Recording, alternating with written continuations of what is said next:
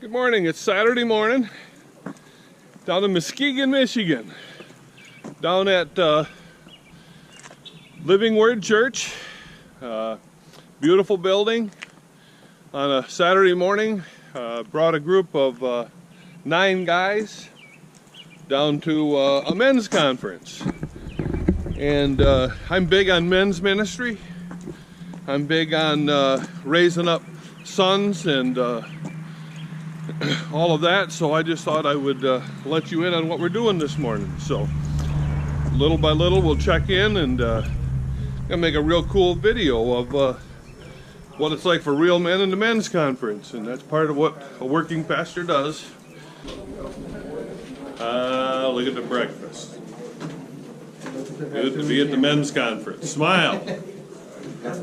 Waking up. So there's the men of the church, enjoying a wonderful breakfast, getting ready to get started here. Look at all these men. There's more upstairs. We'll give you that in a minute. But it's just such a blessing to hang out on a Saturday morning with a bunch of men who are chasing God and serving Him. And principles that have to do with firing a weapon and hitting your target are so close to the same stuff you got to do to be a good Christian. Can I have an amen? Amen. Hey, this isn't a girls' meeting. I want a louder amen than that right now. Amen. Let's go.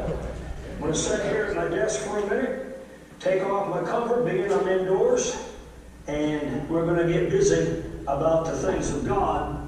Now, you know, in order to be a good shooter, I know there's different weapons, you know, archery, pistols and such. I brought with me to illustrate today. So we did it. Went to the men's conference. I got to tell you that was just absolutely off the charts. We had a great time. I just want to give you kind of a report. As working pastors, I know that's a challenge, and people need to understand the sacrifice of working all week and then going Friday night and Saturday to a men's conference. It's not easy.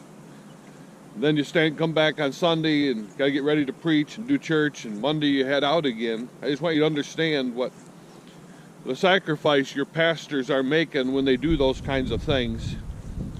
But second off, I can't hardly call it a sacrifice, because you see, it's just so awesome to see what God does in those men when you do something like that.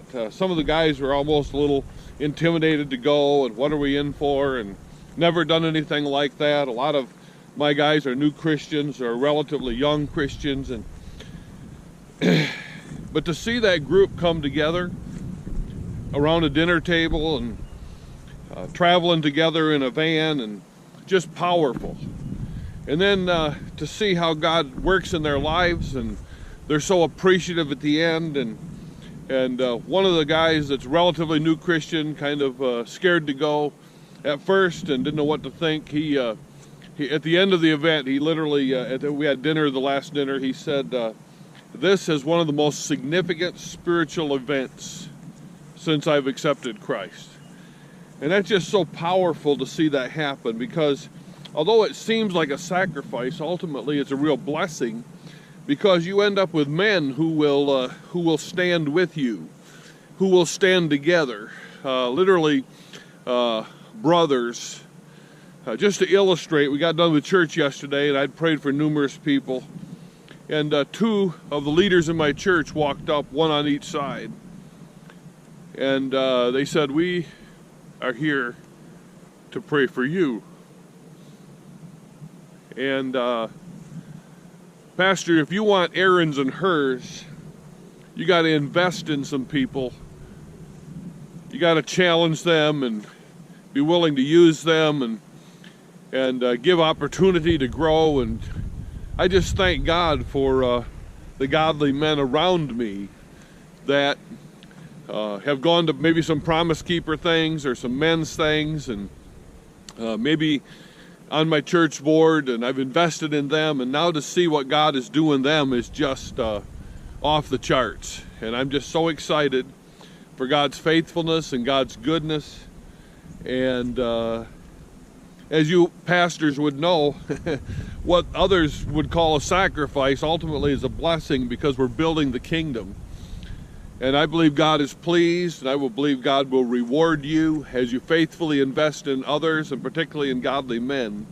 God will bless you and use you mightily, because as Moses needed Aaron and Hur, we can't win the battle alone. We need brothers. And if you're out there and your pastor's inviting you to something, suck it up. He's trying to help you. He wants to be a blessing and an encouragement. He needs you, and you need him. Let's fight together in Jesus' name.